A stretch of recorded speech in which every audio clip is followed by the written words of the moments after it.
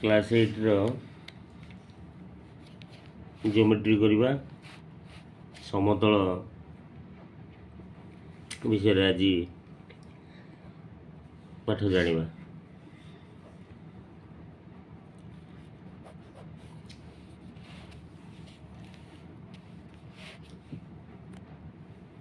गोटे उदाहरण हूँ मनकर इटा गोटे इटार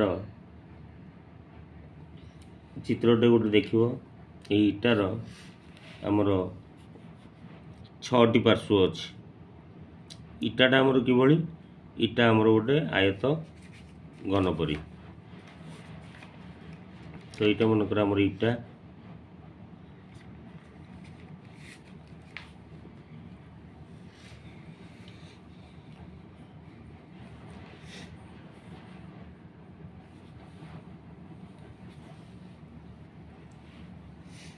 पार्श्व हूँ यार 6टी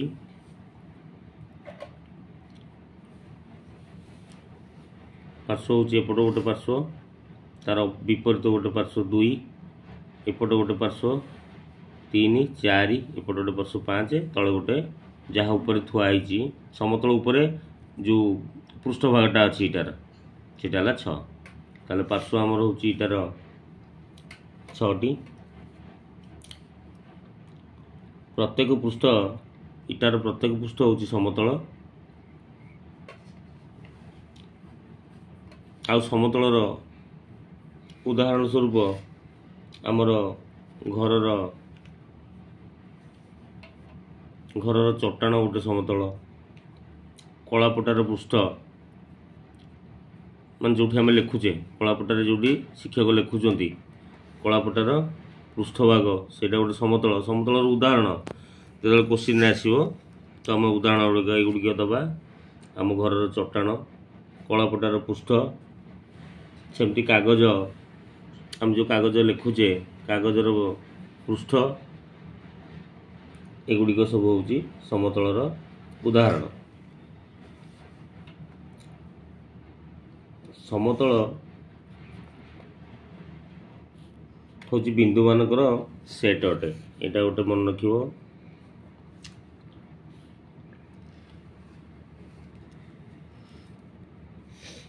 समतल बिंदु मानकर सेट अटे।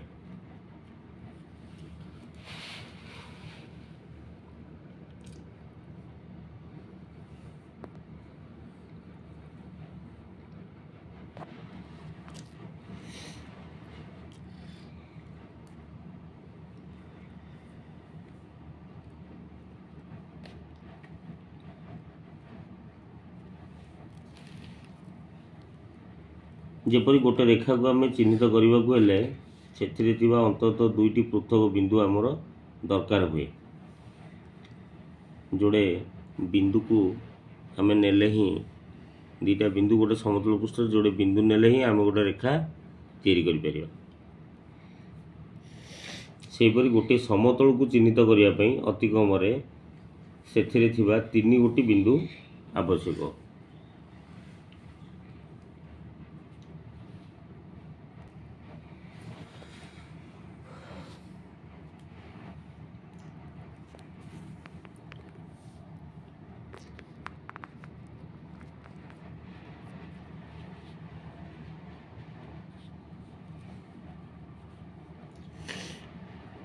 जेकोसी 3 गोटी नैकरेखी बिंदु नहीं करी एक माने गोटे रेखार थी यहाँ जमी एकरेखी नैकरेखी मन तो अलग अलग मुझे तो युवा कहुए नैकरेखी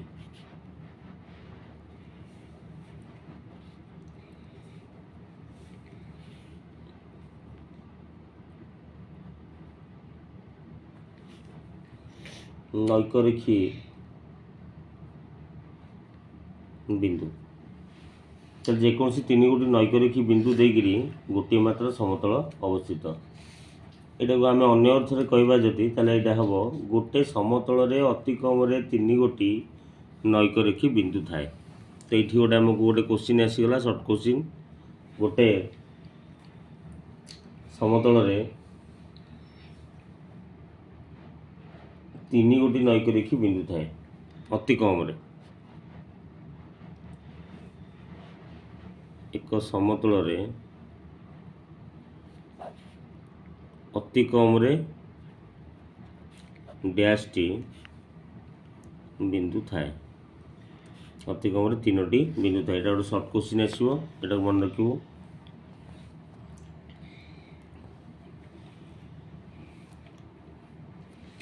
ताले गोटे समतलर नामकरण से ही समतल रे थिबा जे कोनोसी 3 गोटी नैकरेखी बिंदु साहाय्य करा जाय थाए। एक समतलस्थ दुई पृथक बिंदु को धारण करथिबा सरल रेखा उक्त समतल रे अवस्थित। एक समतलस्थ दुई पृथक बिंदु को धारण करथिबा गोटे समतल मनकर आमर ये खातार पृष्ठभागटा हूँ गोटे समतल ये समतल रे जोड़ाए बिंदु कथा सी जहाँ कहूँ बही तो सही हिसाब से एक समतलस्थ दुई पृथक बिंदु अलग अलग बिंदु जोड़े बिंदु को धारण करुवा सरल रेखा ये गोटे रेखा करदेली धारण करुवा सरल रेखा उक्त समतल रे ही अवस्थित। ताले एठी हमर समतल पृष्ठ हूँ किए आमर खातार पृष्ठभागटा समतल नाम मनकर पी दि जाऊ समतल बिंदु दीटा मनकर ए बी होती ये समतलटा मनकर खाताटा तोर मनकर देली पी समतल जो जोड़े बिंदु नेली गोटे ना हूँ ए गोटे ना हूँ बी। ताले एठी ए बी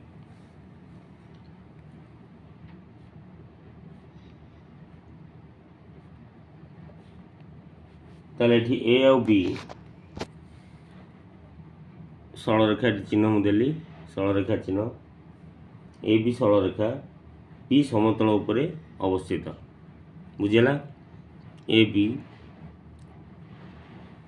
सरल रेखा पी समतल रे अवस्थित।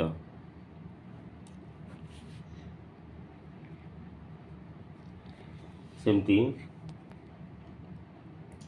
यह को आम सेट भाषा रे कौन कहवा सेट भाषा रे कह ए बी सरल रेखा चिन्ह देली सबसेट हूँ पी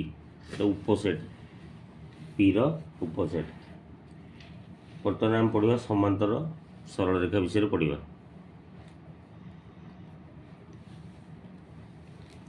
समांतर सरल रेखा एक समतल अवस्थित दुईटी सरल रेखार साधारण बिंदु को सेमानकर छेद बिंदु कह जाए। ताले सी कहूँ एक समतल अवस्थित दुईटी सरल रेखा आमर खातार पृष्ठभागटा हूँ गोटे समतल तार ऊपर अवस्थित दीटा सरल रेखा जोड़े सरल रेखा को आम यही भाव में छेद कर बुझीगला। तो ये जो छेद बिंदु है यही जगह आम छेद कराई ये छेद बिंदु ना को आम ओ ये जो ओ छेद बिंदु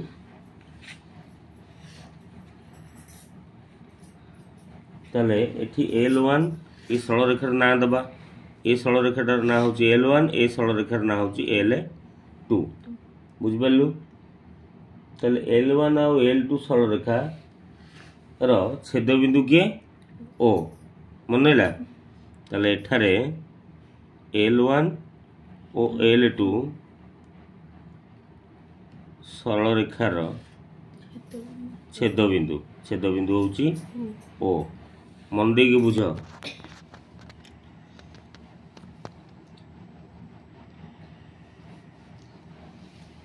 ताहले एक समतल थिबा दुई गोटी सरल रेखा परस्पर को छेद न कले से दुईटी को समांतर रेखा कह जाए। एबे आम जो छेद गला यहाँ को आम कौन कहले ये दीटा गोटे समतल अवस्थित दुईटा सरल रेखा एमाने छेद होइचंदी बुझीगला। L1 L2 सरल रेखा छेद होइचंदी ओ बिंदु रे आ गोटे चित्र ये कर दूची मु ये दीटा अलग सरल रेखा ये छेद हो नहांती ये समतल ऊपर अवस्थित ये भी से समतल ऊपर अवस्थित। ताले एठारे कौन होची ना एक समतल थिबा दुईटी सरल रेखा परस्पर को छेद न कले एटी छेद हो नाती जदि छेद हो नाती से दुईटा को आम समांतर रेखा बोली कहवा ताले ए दुटा होउछन्ती कोन ना समांतर रेखा बुझीगला सेमती रेखार भी ना दे दवा गोटे L1 एटा होची L2 L1 समांतर L1 रेखा आउ L2 रेखा ये दुटा जाक छेद न होइथिबा कारणरू एमान को कहै जिवो समांतर रेखा बुझि पैलु।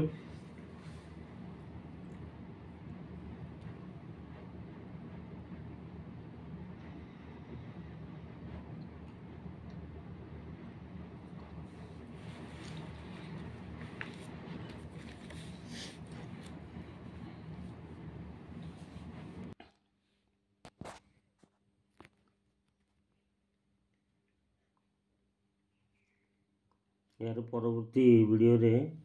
दुई बिंदु मध्यस्थ दूरता विषय पढ़िबा।